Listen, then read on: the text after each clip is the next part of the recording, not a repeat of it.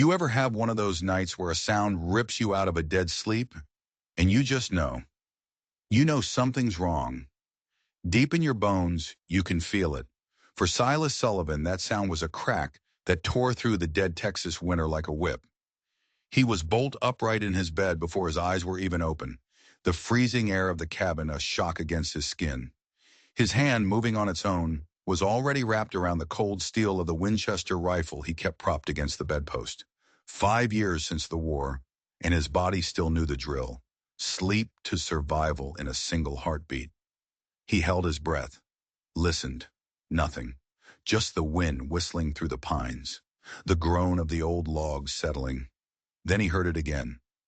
Not a gunshot, he realized. Sharper, closer. It was the sound of wood splintering.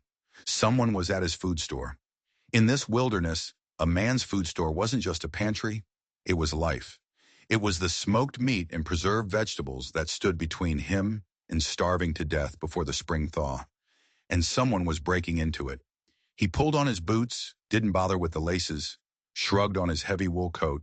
The rifle felt like an extension of his arm as he eased the cabin door open. The groan of the hinges sounded like a scream in the silence. Outside, the world was painted in silver and black. Moonlight on fresh snow.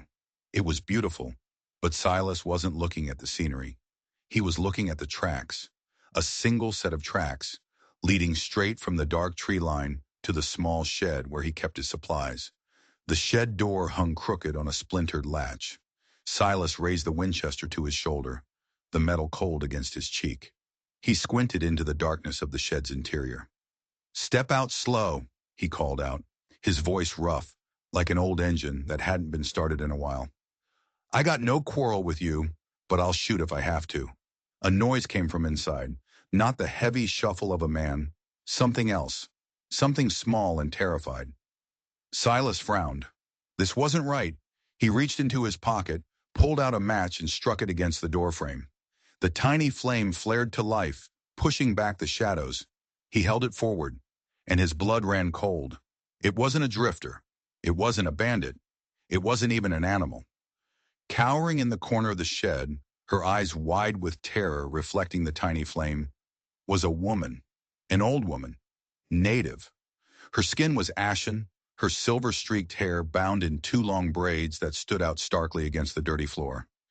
She was wearing a tattered deerskin dress under a wool coat far too thin for the vicious cold. But that wasn't what made Silas lower his rifle. It was what she said when she saw him. Her voice was a dry rasp. Barely a whisper, but the words were clear, and they made no sense at all. "At last," she whispered, her dark eyes locking onto his. "The man who lives between two worlds. You have come." Silas just stared. How could this stranger, this dying woman in his shed, know his name? Wait, she hadn't said his name. She'd said, "The man who lives between two worlds." What did that even mean? He felt a chill that had nothing to do with the winter air. "Ma'am, you're confused," he said, taking a step closer. "You need help. Let me get you somewhere warm." But as he moved, her hand shot out with a strength that was shocking. Her fingers, swollen and discolored from the cold, clamped around his wrist like a vice. Her grip was iron. "I am Tula," she said, her voice gaining a strange, unnerving strength. "I have been waiting. The vision said you would come. On this day, the day of fire and ash." Fire and ash. The words hit Silas like a physical blow. 5 years. It had been exactly 5 years. To the day. The day the fire took everything. His home, his future, his wife, Margaret, and their unborn child. How did she know? How in God's name did this stranger know about the fire? He tried to pull his wrist away, but her grip was unbreakable. He was a strong man, seasoned by war and years of hard labor. But this frail, dying woman held him fast. "You're delirious," he said, his voice tight with a fear he didn't understand. "It's the cold. Let's get you inside." Tula's gaze didn't waver. It felt like she was looking right through him, seeing things he'd buried so deep he'd almost forgotten they were there. "The vision was clear," she insisted. "Margaret's spirit sent me to you." Margaret. She said Margaret's name. The world tilted on its axis. Silas felt the ground shift beneath his feet. No one in this part of the country knew his wife's name. No one. He'd made sure of it. He'd come here to escape that name, to escape the memory that haunted his every waking moment. "Who are you?" he demanded, his voice dropping to a harsh whisper. "Who sent you?" "She did," Tula repeated, her eyes clouding over. "She showed me. The fire. She showed me your face. She said you would need help to find your way back to the land of the living." Silas felt like he was losing his mind. This had to be a dream, a nightmare brought on by the anniversary, by the grief he kept bottled up inside. But the woman's grip was real, the cold was real, and the impossible knowledge in her eyes was real. He finally managed to break her grip, his own hand shaking. He needed to get her inside, to get her warm, to make her start talking sense. He helped her to her feet, struck by how light she was, like a bird made of hollow bones. She leaned on him heavily, but she walked with a strange determination. As they stumbled through the snow toward the warm glow of his cabin, she spoke again, her voice barely audible against the wind. "My daughter is watching," she murmured. Silas stopped dead in his tracks. "Your daughter? Where?" Tula's head moved in a slight gesture toward the dark line of pine trees at the edge of the clearing. "She has been following you for many days, learning your habits, waiting for the right moment." An icy prickle ran down Silas's spine. He'd been watched for days. He was a man who noticed things. He could track a fox in the dark, spot a hawk on the wing a mile away. The idea that someone had been observing him without his knowledge was deeply unsettling. "Why?" he asked, his voice low and dangerous. "Why was she watching me?" "Because I told her we had to find you," Tula said, her breathing growing more ragged. "The man touched by fire, the one who could save the child." "What child?" Silas asked, his mind reeling. Every word this woman spoke just added another layer of madness to the night. But Tula didn't answer. She slumped against him, her consciousness fading. Silas didn't hesitate. He swept her into his arms. She weighed almost nothing, and carried her the rest of the way to the cabin. He laid her gently in the chair closest to the hearth, stoking the fire until flames leaped up, casting a warm, dancing light across the small room. He filled the kettle with water to make tea, his mind a chaotic whirl of questions. As he worked, he couldn't shake the feeling. He was being watched. He moved to the window, peering out into the moonlit clearing. At first, he saw nothing but snow and shadows. He scanned the tree line, his eyes tracing the dark shapes of the ancient pines. And then he saw it, a flicker of movement. Someone was there, standing just inside the shadows, perfectly still. A figure, tall and slender, watching the cabin, watching him. It had to be Tula's daughter. He felt a surge of anger. Who were these people? What did they want from him? He grabbed his rifle again, his knuckles white. He had half a mind to march out there and demand answers. But Tula's words echoed in his head, the one who could save the child. He lowered the rifle. He looked from the unconscious woman by his fire to the silent figure in the woods. His carefully constructed solitude, the 5 years of quiet, empty peace he had built for himself, had just been shattered. And something told him life was never going to be the same. He turned back to Tula, and that's when he noticed something else. She had a small leather pouch clutched in her hand, so tightly that he hadn't seen it before. He gently pried her fingers open. Inside the pouch wasn't medicine or herbs. It was a small, folded piece of cloth. With trembling hands, Silas unfolded it. He felt the air leave his lungs in a rush, like he'd been punched in the gut. It was a piece of embroidery, a sampler. The words "Our Home" were stitched in blue thread, but the last letter was only half finished, the thread trailing off as if the needle had been dropped mid-stitch. He knew this cloth. He knew this stitching. It was Margaret's. It was the piece she had been working on the day of the fire. The piece he thought had burned with her, the piece he had mourned along with everything else. But it hadn't burned. It was here, in his cabin, in the hand of a stranger who knew his secrets, and he had no idea what it meant. Silas spent the rest of the night in a haze, sitting by the fire, the Winchester across his lap, Margaret's sampler clutched in his hand. He kept glancing at Tula, sleeping fitfully in his chair, and then toward the window, where the silent figure in the woods remained, an unmoving sentinel. How was this possible? He had personally sifted through the ashes of his burned-out home.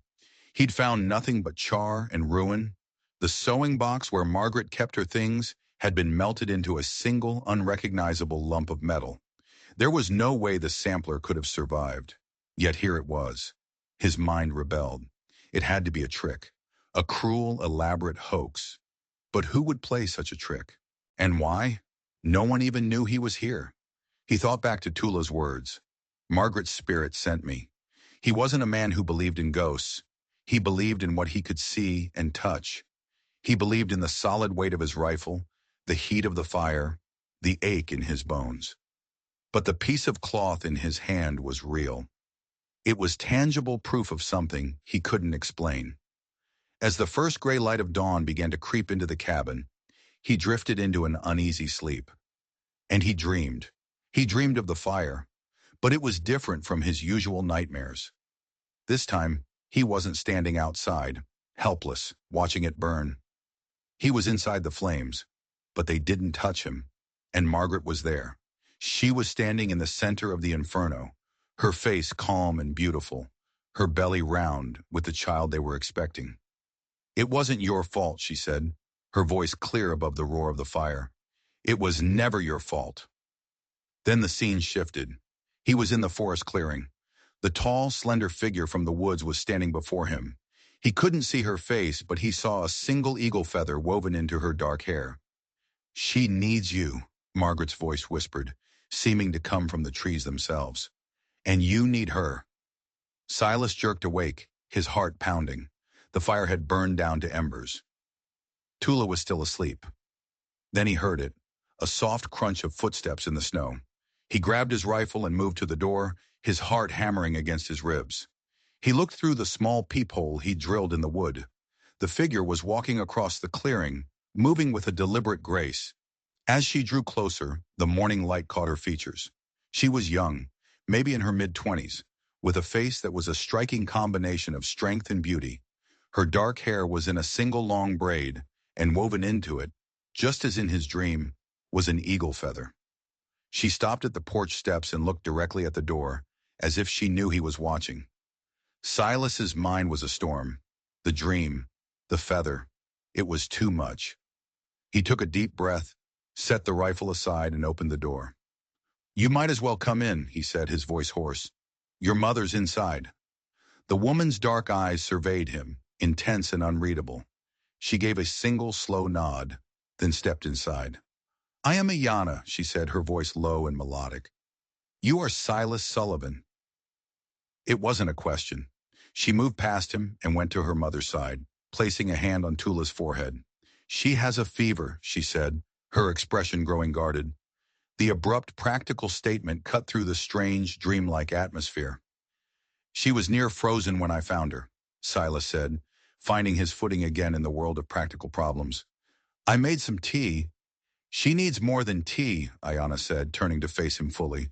Her gaze was direct, almost challenging. My mother has been searching for you for 3 winters. We have traveled a long way. Why? Silas demanded, the question bursting out of him. Why me? Because of her vision, Ayana said, as if it were the most obvious thing in the world. She saw you in her dreams. The man who survived the fire, his wife did not. She saw this place. That's crazy, Silas muttered, running a hand through his hair. Ayana's eyes narrowed. Is it? You dreamed of the eagle feather in my hair last night, didn't you? My mother heard you speak of it in your sleep. Silas froze. The dream had been so vivid, but he'd spoken aloud.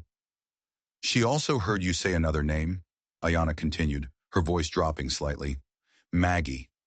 The pet name he'd had for Margaret, the name no one else had ever used. How? Was all Silas could manage to say. My mother sees things, Ayana said simply. She hears things. The spirits speak to her, and they have led us here to you, because we need your help. What help?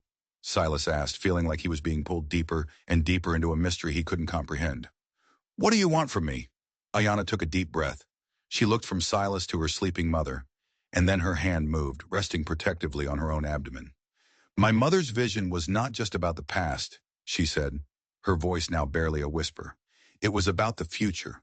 She saw that my unborn child, will die if it is not born under the roof of the man touched by fire and ash.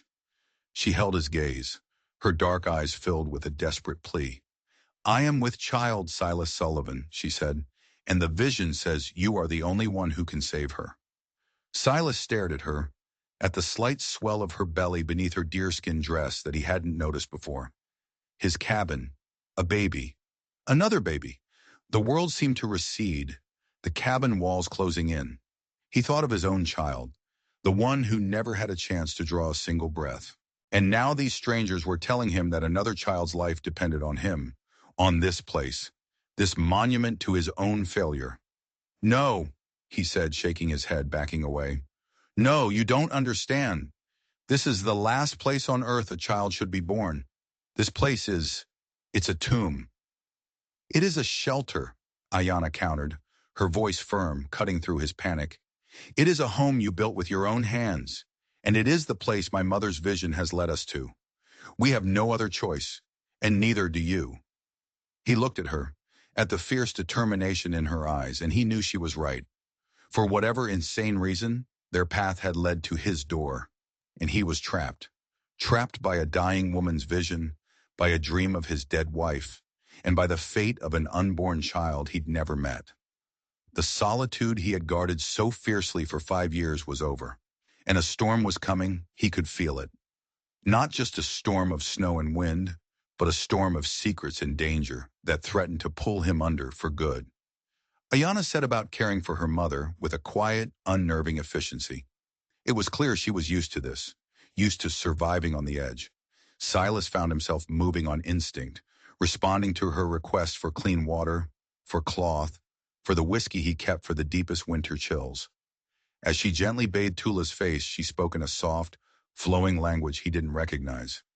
Apache, he guessed. The words were soft, but the tone was all business. When Tula was settled, Ayana turned her attention back to Silas. The cabin, which had felt empty and vast for 5 long years, now seemed impossibly small, charged with a strange new energy. Who is the father? Silas asked, the question blunt. He needed facts. He needed something solid to hold on to in this sea of visions and prophecies. A shadow passed over Ayana's face. His name was Nathan, she said, her voice tight. He was the son of a white trader and a Cherokee woman, a man of 2 worlds, just like my mother saw. Where is he now? Gone, she said, the word sharp and final. He promised me a life together, but when I told him I was with child, he disappeared. He said the child was a complication his family would not accept. It was a story Silas had heard before, a common enough tragedy on the frontier, but coming from this woman with her fierce pride and steady gaze, it felt different. It felt like a betrayal that cut deeper than bone. I'm sorry, he said, and he meant it. I am not, she replied, lifting her chin. This child is a gift, my gift. I do not need a man who would abandon his own blood. Her strength was remarkable, but Silas could see the fear she was trying so hard to hide, the fear for her child, the fear that had driven her and her mother across the wilderness for 3 years in search of him. This vision, he said, circling back to the part that made the least sense. Why me? Why this cabin? My mother says the fire changed you, Ayana explained, her eyes searching his face. It marked you. It put you between the world of the living and the world of the spirits. She says your grief created a kind of shield, a sacred space, and that this is the only place the child will be safe from the shadows that hunt her. Shadows. Another cryptic warning. What shadows? Silas pressed. Is it Nathan? Is he the one you're afraid of? Ayana hesitated. She glanced at her mother, who was now stirring, her eyes fluttering open. Tula's gaze found Silas. Her voice was weak, but clear. The father is not the shadow, she rasped. He is only a puppet. The shadow is the one who pulls the strings. Who? Silas demanded. Who is it? Tula took a shaky breath. She looked at Silas, her eyes filled with a sorrow that seemed ancient. The vision Margaret sent me was not just of the fire, she said. She showed me the man who started it. She showed me the man who gave the order. Silas felt his blood turn to ice. He had always believed it was an accident, a horrible, tragic accident. The alternative was too monstrous to contemplate. She showed me a man in a fine suit with a face like a hawk, Tula continued, her voice gaining a chilling strength. A man you worked for, a man you trusted. Silas could barely breathe. He knew who she was talking about before she even said the name. His name, Tula whispered, and the name fell into the quiet cabin like a stone into a deep, dark well. Was William Hargrove. William Hargrove, the railroad baron, the titan of industry who was carving an empire out of the Texas wilderness, the man who had hired Silas to scout the land, the man Silas had respected, the man whose portrait hung in the lobby of the Territorial Bank, the man Silas had confronted just 3 days before the fire. The memory came rushing back, sharp and painful. Silas had discovered irregularities in the land deeds, proof that Hargrove was cheating native tribes out of their ancestral lands, using bribes and threats to get what he wanted. Silas, young and idealistic, had gone straight to him. He could still hear Hargrove's voice, smooth as silk, cold as death. Go home to your pretty wife, Sullivan. Forget what you think you know, if you want her to stay pretty. He had thought it was a threat to his job, not his life, not Margaret's life. He had been a fool. The grief he had carried for 5 years, a heavy, dull ache, suddenly ignited into pure, white-hot rage. It wasn't an accident. It was murder. He murdered her, Silas whispered, the words tasting like poison in his mouth. Yes, Tula said softly, and now he hunts another child, because he knows who she is. Silas looked from Tula to Ayanna, confusion warring with his fury. What are you talking about? What does Hargrove have to do with Ayanna's child? This was it, the final piece of the puzzle, the piece that would change everything. Ayanna looked down, unable to meet his eyes. It was Tula who spoke the final, devastating truth. Nathan, Tula said, her voice heavy with the weight of the secret she had carried, the father of Ayanna's child. His full name is Nathan Hargrove. He is William Hargrove's son. The cabin was silent. The only sound was the crackle of the fire. Silas felt like he was falling. The floor gave way beneath him, and he was plummeting into a darkness so profound it had no bottom. It wasn't a coincidence. It wasn't a tragedy. It was a conspiracy. A twisted, evil plan that had started 5 years ago with the murder of his wife and was now culminating here, in his cabin, with the life of another woman and another child. Ayanna's courtship with Nathan hadn't been a romance. It had been an assignment. Why? Silas choked out, the word barely a sound. The land, Tula explained, her voice a low, sad murmur. Some of the land your Margaret died to protect is sacred burial ground. By treaty, it cannot be sold. It can only be passed down through bloodline. Hargrove needed an heir with native blood, who could legally sign away the rights to the land. Silas stared at Ayanna, who finally looked up, her eyes swimming with tears of shame and anger. I didn't know, she whispered. I swear I didn't know who he was until after he was gone. I thought he loved me. He was using you, Silas said, the pieces clicking into place with sickening clarity. He was using you to create a key, a living key to unlock that land. And when she refused to give up the child, Tula finished, when she chose to run instead, William Hargrove sent men to hunt her down, to take the child by force. We have been running from them ever since. So that was it, the whole ugly truth. They hadn't come to him just for shelter. They had come because he was the one other person in the world who had a reason to stand against William Hargrove. The vision hadn't just been a warning, it had been a call to arms. Margaret hadn't just sent him a message, she had sent him an army, a small, desperate army of 2 women and an unborn child. Suddenly, a fierce, protective instinct rose up in Silas, overriding the grief, overriding the rage. It was a feeling he hadn't had in 5 years, a sense of purpose. He's not getting her, Silas said, his voice low and hard as iron. He looked at Ayanna, at the unborn child she carried. He's not getting this child. He walked to the door and looked out at the vast, empty wilderness. It wasn't empty anymore. It was a battlefield, and the battle had just come to his doorstep. The next few days were a blur of tense preparation. A powerful storm rolled in, blanketing the landscape in a thick layer of snow and sealing the three of them inside the cabin. Tula said it was a blessing, a shield sent by the spirits to hide them. But Silas knew it was only a temporary reprieve.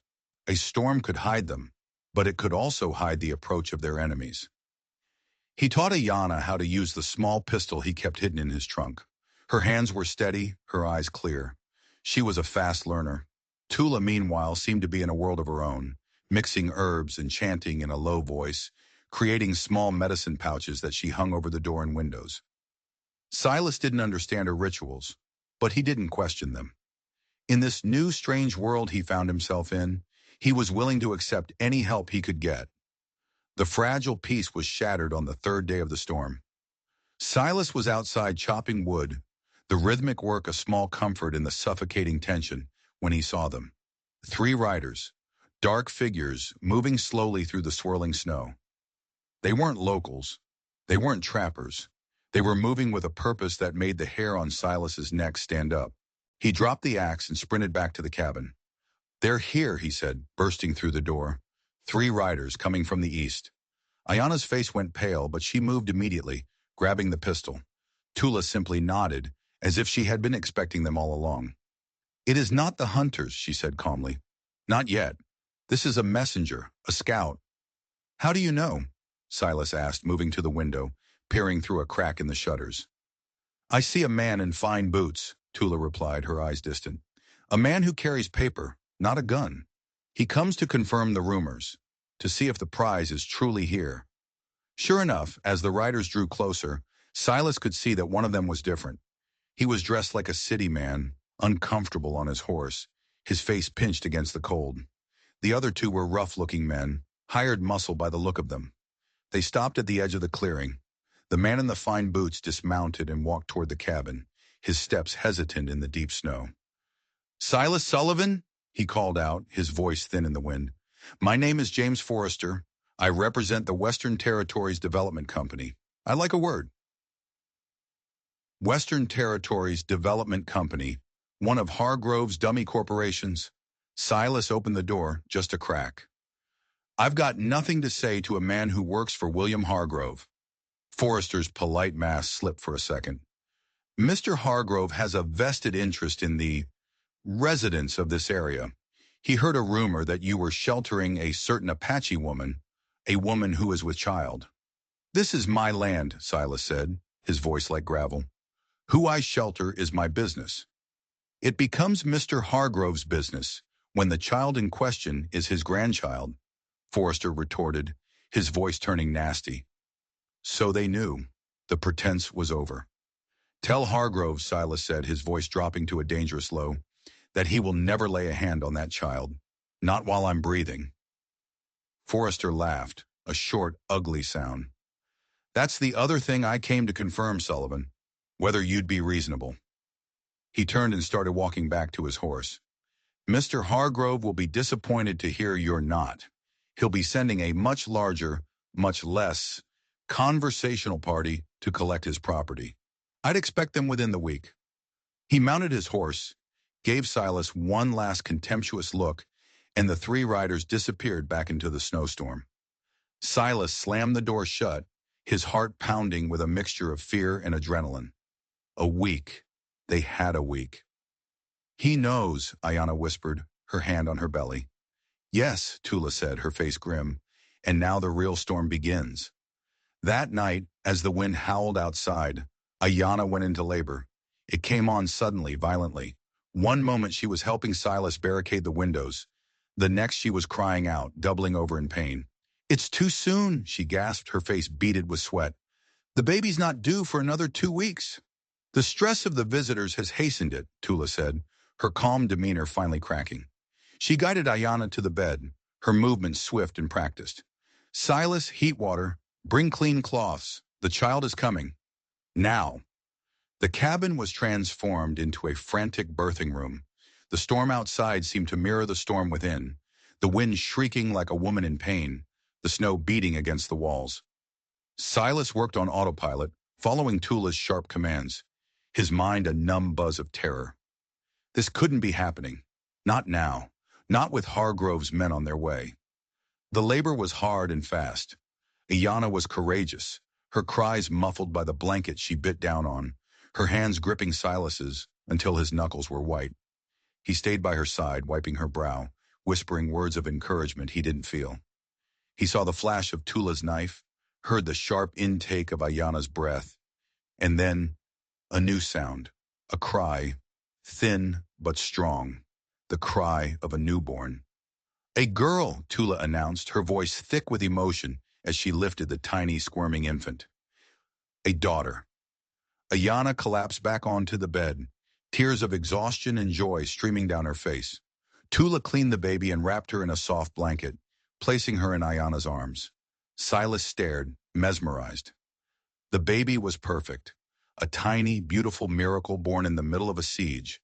In that moment, watching Ayanna gaze at her daughter, he felt a surge of love so fierce it stole his breath away.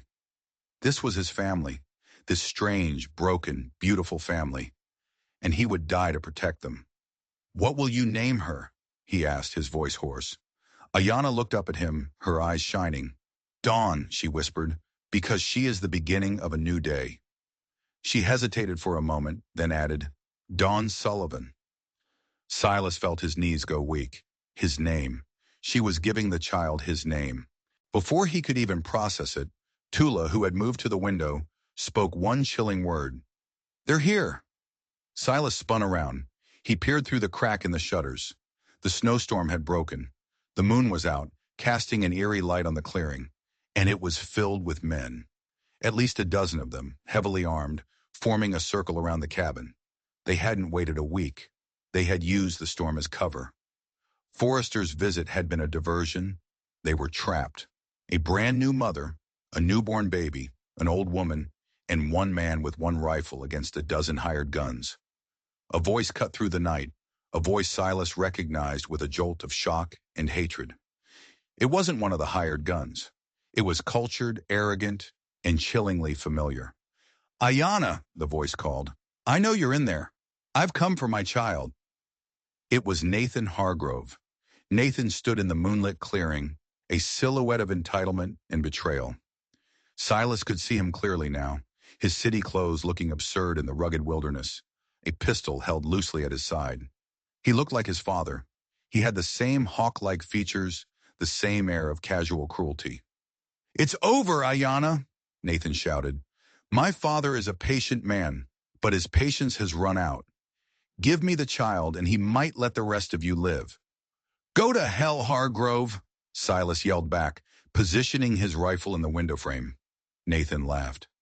"Ah, Sullivan, the grieving widower, playing the hero. My father told me about you. Told me how you got your wife killed sticking your nose where it didn't belong. Are you really going to make the same mistake twice?" The taunt hit its mark. Silas's vision tunneled, his rage so intense it was a physical force. But he held his fire. He had limited ammunition. Every shot had to count. "The child has a name?" Ayanna called out from the bed, her voice surprisingly strong. "Her name is Dawn Sullivan, and you will never touch her." Nathan's face darkened at the sound of the name. "Sullivan? You gave my child his name?" He raised his pistol and fired a shot into the cabin door. "That was a mistake." The siege began in earnest. Gunfire erupted from all sides, bullets thudding into the log walls, shattering the few remaining panes of glass. Silas returned fire, moving from window to window, trying to make them think there were more defenders inside than there were. He was a good shot. He'd learned in the war. He saw one man go down, then another. But there were too many. They were advancing, using the trees for cover, moving closer and closer. Inside, Tula was not idle. She was moving around the room, chanting, sprinkling dark powders in the corners, drawing symbols on the floor with a piece of charcoal. It seemed like madness, but Silas was past questioning anything. Dawn began to cry, her wails sharp and terrified, cutting through the roar of gunfire. "They're at the back!" Ayanna screamed. "They're trying to break down the door!" Silas was pinned down at the front. He couldn't get to her. He saw Nathan and two other men making a rush for the porch. This was it, the final assault. He aimed his rifle at Nathan, his finger tightening on the trigger. He could end this. He could kill the son, just as the father had killed his wife. But as he looked through the sights, something shifted. He didn't just see Nathan, the betrayer. He saw the father of the child crying in the next room. He saw the man Tula had spoken of, the man of two worlds, standing at a crossroads. At that exact moment, the front door burst inward, splintered and broken. Nathan Hargrove stood in the doorway, his face a mask of grim determination. He raised his pistol, aiming it directly at Silas. Time seemed to slow down. Silas knew he couldn't get a shot off in time. This was the end. He had failed. Again. But then, something impossible happened. Tula, the frail old woman, stepped directly between them. She held no weapon. She simply stood there, her hands raised, her face serene. "Nathan Hargrove," she said, her voice ringing with a strange power that seemed to fill the room, silencing the gunfire outside. "You will not harm this family. Your grandmother, Elizabeth, would not allow it." Nathan froze, his pistol wavering. The mention of his Cherokee grandmother, the one his father had tried to erase from their family history, clearly shook him.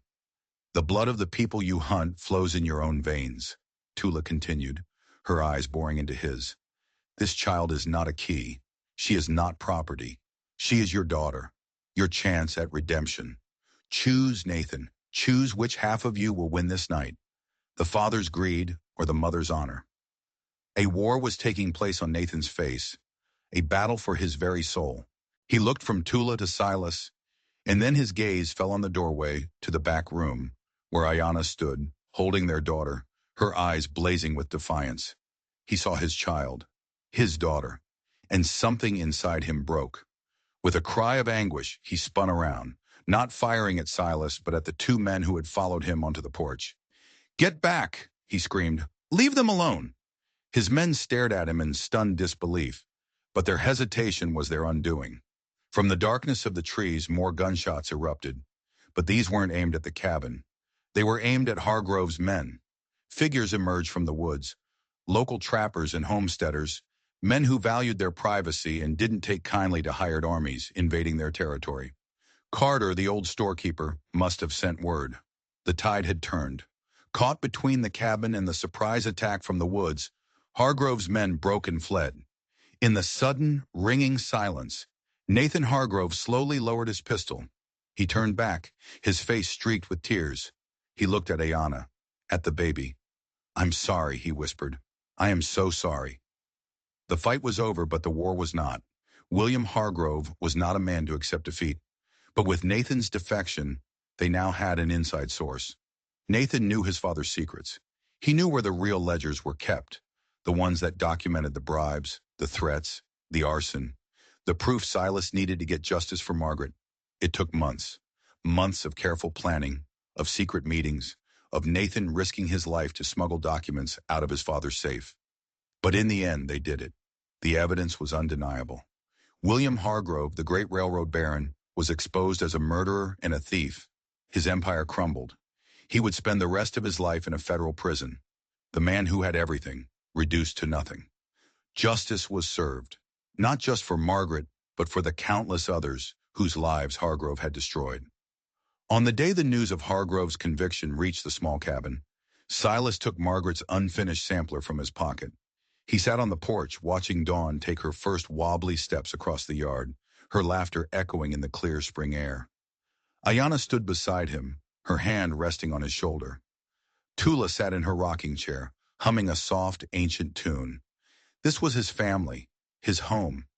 He looked at the half-finished words, "Our home." Margaret had been making it for a future that was stolen from them. But maybe, just maybe, she'd been making it for this one. He no longer felt like a man living between two worlds. He was firmly in this one, a world of second chances, a world where a family could be forged not from blood, but from survival, from respect, and from a quiet, resilient love that had bloomed in the harshest of winters. The past was a part of him, always would be, but for the first time in a very long time, he was looking forward to the sunrise of a new day. What a crazy story, right? It just goes to show you that even in the darkest night, there can be a dawn. If you enjoyed this journey and want to hear more stories about the strange, the mysterious, and the unexplained, make sure you hit that subscribe button and let me know in the comments. Do you believe a message can be sent from the other side? I'd love to hear your thoughts. Thanks for watching.